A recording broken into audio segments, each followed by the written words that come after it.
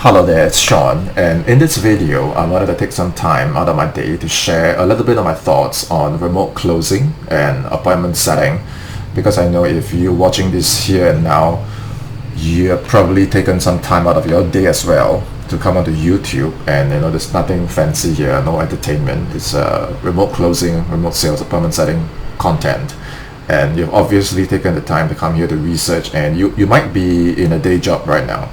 You might work a night shift, I don't know, unpredictable hours, shift-based hours. You might be in school, and whatever it is, I believe that you're at a point in your life where you have obviously seen that there are pockets of time in your day that you're like, hey, I could learn this new skill on the side, and down the road I can sell for others. I could sell for myself. I could create my own thing down the road. And for me, this is my 7th year and counting, 7+ years doing remote sales full-time. And I'm not one of those gurus. I'm not one of those YouTube coaches that overnight came out of nowhere and then now I have a course. Okay, 7+ years ago, when not a lot of people knew about this, when not a lot of people were doing this, I was one of the first batches of people that came in and figured this out on my own. Back then there weren't all these sales coaches, and every year I just see them come up, and I work at a time where this was a lot more obscure and a lot more unknown, and so the learning curve was really steep, and I had to figure this out all on my own. And as you might know, most of the market in our space is in the US, and if you don't know, I am in Singapore. I've always been based in Singapore. That's the opposite side of the world. So for the last 7+ years, I've been working US time zone. I sleep in the day, my time, and I work through the night, take calls, send messages, create content, follow up. And the reason why I was so sure that I needed this skill was because I actually started as a martial arts business owner myself. And one of my main blocks was that I couldn't communicate and I couldn't sell. So when it came to teaching the classes, doing the techniques, no problem. But when it came to pitching my own offers, selling my programs, talking about sales, I just get so uncomfortable that I wouldn't talk. I'll just keep quiet, and I would let my students decide if they wanted to sign on with me, and that worked for a while until it no longer did.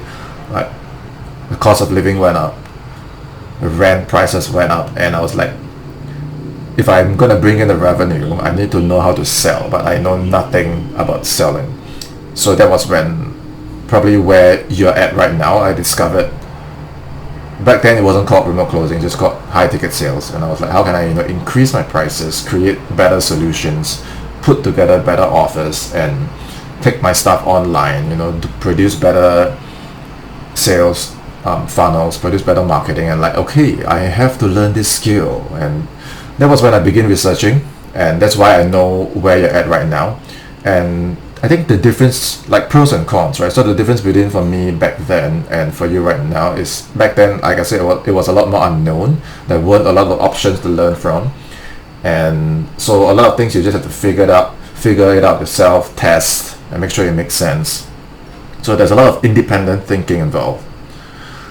But over the years, I would see fresh batches and batches of setters and closers come in, and now they have more options, and everyone's a coach, and they're YouTubers, they're gurus, and they look great, big car, big house, 10K a month, just take calls, right? So initially that's the marketing that they put out, but I'm not one of them. I really started from scratch with no experience, with $12 to my name, and then $10 I took to buy my first microphone, and I left with $2. Then $2 I bought a cup of tea, which is $1.80. I left with 20 cents. And on that day I landed my first qualified offer, and in that week I made my first sale. I covered myself for that week, and that was the story of how I started. It's really right at the bottom with no experience. So when you're at that stage and you're trying to transition, either maybe you're already working, you're in a job and you want to transition, and the difference between then and now there's so many options, right? So you don't know what advice to listen to, and you don't know who is a guru, you don't know like who became a coach yesterday, and you don't know what they have done. So I understand that now it becomes very difficult to navigate. And what I can do for you, since you're here on my channel watching my video, is I can share my perspective, and then you can take it and then go and continue to do your research and then get your own experience, and then let me know if what I share is accurate. Okay, because in my experience, I think right now a lot of people are more aware of appointment setting as with remote closing.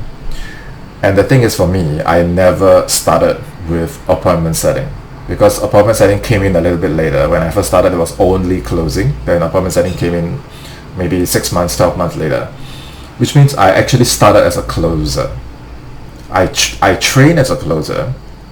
I role played as a closer. I put out my social media content to market myself as a closer, and I only applied for closer roles.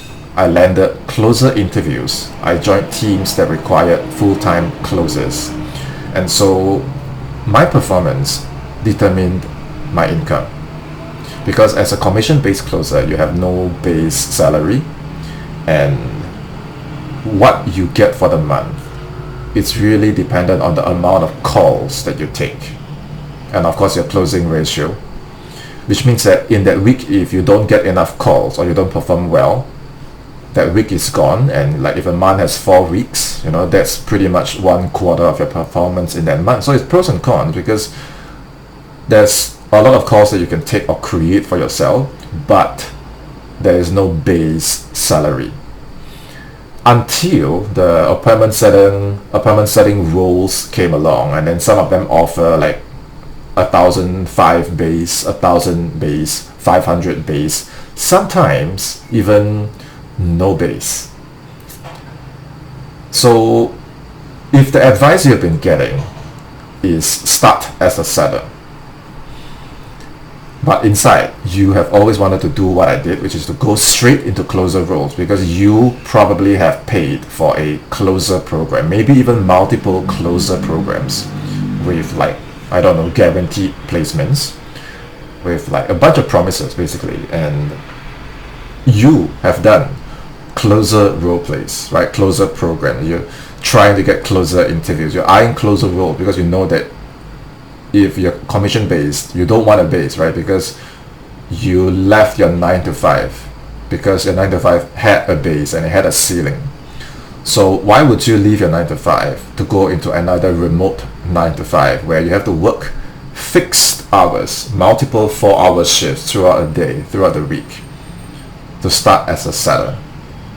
And I know the rationale is that, okay, if you start as a setter, right, yes, you might have a low base, you might have no base, and then you build confidence, you get your hands dirty, right, you get your reps in, right? That's the advice you've been getting, right? So I can understand why people say that, and what you got to do is you got to do your own thinking. Okay, you start as a setter. Do you know what is the job scope? Do you know exactly what you do? There are a few kinds of setting. So one is like your calling.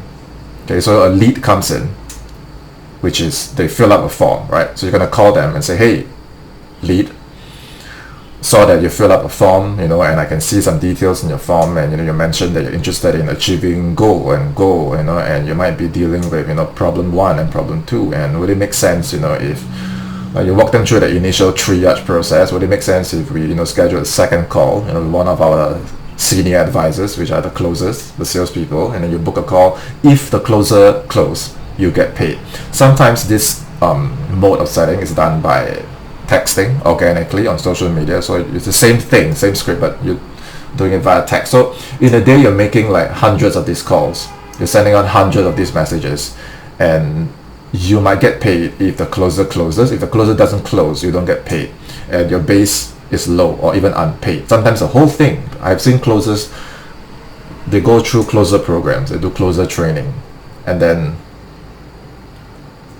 they do closer interviews, and then all doesn't work out because they don't have the guidance, and the advice is now start as a setter. So Then when you're doing this kind of cold calling, cold DMs, and it's unpaid, and the job scope is not the same as closing, because closing is more listening, it's more persuasion, it's more space holding, it's more analysis, it's more quick response, right? You're guiding that prospect through a 30, 40, sometimes even an hour long call, sometimes even 2 or 3 more calls with multiple decision makers, right? That's why you're getting paid more, because your job is harder, right? It's deeper work, and setting is a lot more volume intensive. So you got to do your own thinking. If you come into this space now and there's all these options, and a lot of them sell you closer programs, but then turn around and tell you to start as a setter. Okay, I can start as a setter. Build discipline, build confidence, right? Get your reps in, build muscle. You have to check, like, exactly at what point does this confidence and discipline thing, exactly at what point does it allow me to actually transition into becoming a closer that takes closing calls? Is it when I take my 100th setting call? Is it when I send my 1000 DM? At what point do I actually transition and get promoted into a closer? And which part of the setting work and sending out DMs and sending out lead magnets and adding friends and cold calling and doing these short setting calls, at what point, how do these activities train and prepare me to do the full closing call, where the syntax is different, the syntax is longer, it's rapport, it's background, it's goals, it's pains, it's consequence, it's nightmare scenario, it's summary, it's urgency, it's decision, finances, objections, onboarding. This whole syntax, right? When you practice as a closer, you practice this whole thing. So you go and set. It's 4 hours, it's 8 hours, it's unpaid, you burn out. At what point does it prepare me to be a closer? So this whole start as a setter thing, you got to be really careful with it. Does it work? Yes. But you got to really look at what is the path you're on and discern, like, take my advice, take the advice that you've been getting, but do your own thinking and then verify for yourself, okay? What I did was the complete opposite. I went straight for closer role because I invested my time, money, effort, energy into closer training. And on the side, I learned appointment setting on my own, not to set for the company's calendar, but because like I mentioned at the start of this video, as a closer, your income is directly determined by the amount of calls that you take, right? So when I was taking call, let's say in the morning I get up, right? First call, 9 a.m., which is 9 p.m. my time, whatever, okay? And then from then to my next call, I have a 2-hour break. I have a 3-hour break. What most closers will do, then they go on Facebook and they'll complain that there are not enough leads. The lead quality is bad, and I want to change the offer I'm on. And they have the time to go and post content to complain about all of this, right? What you have to do is ask yourself, is the offer good? If the offer is not good, don't join, okay, quit. If the offer is good, why would you have the time to go on Facebook and complain?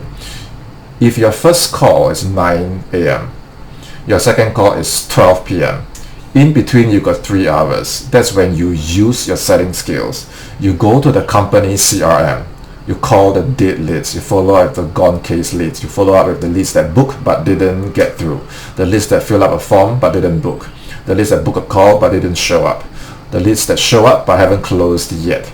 If you go to a good company CRM, there's never a shortage of leads to follow up. So there's no such thing as no leads. There's no such thing as bad quality leads, you know? So if you are a closer that it's time to take calls, you can take calls. When you're not on calls, you know how to use your setting skills to go to the DMs, to do short calls, to sell the value of a meeting with you. You know what you become? You're no longer a one-dimensional setter that can only set, and your earning potential is heavily capped because it's still based on your time. And you're no longer a one-dimensional closer that without calls, you're stuck. You actually become what I call a complete closer.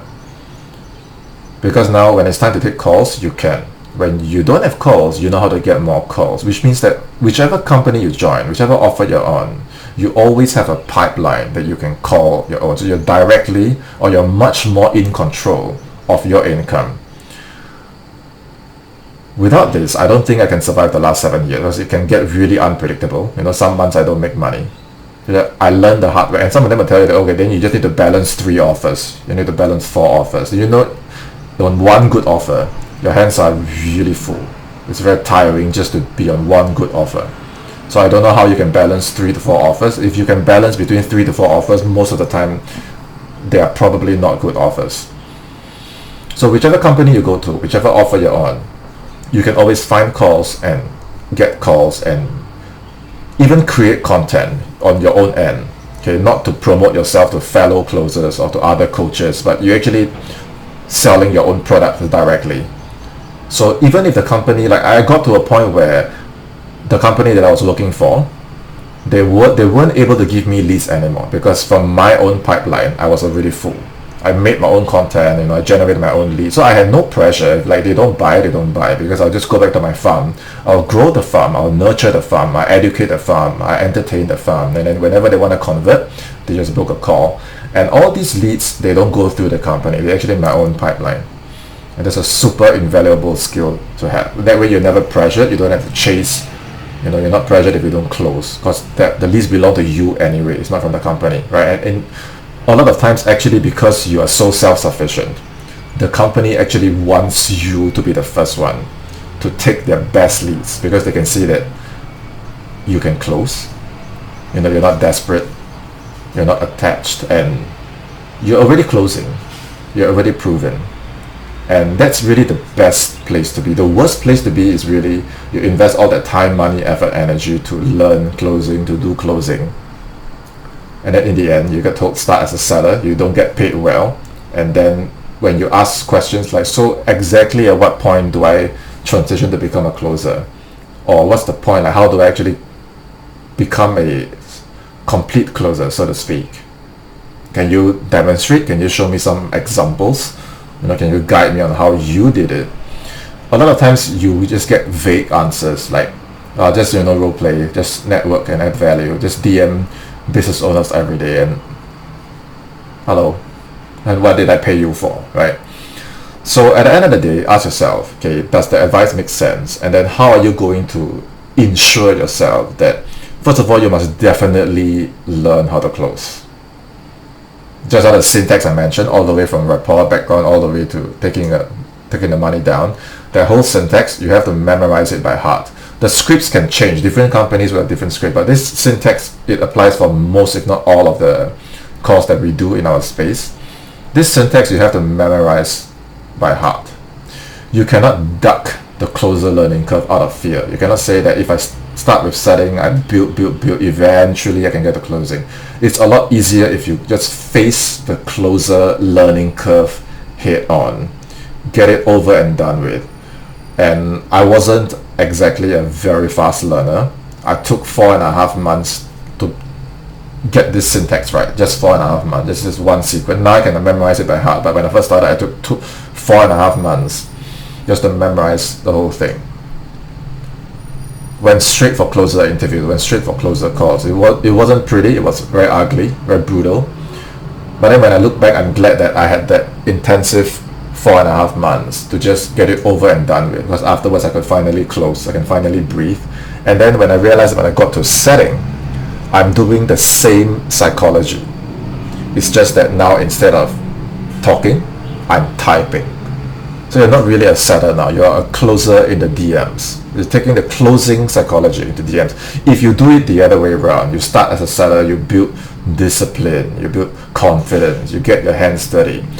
A lot of them, like right now when I'm recording this video, it's August.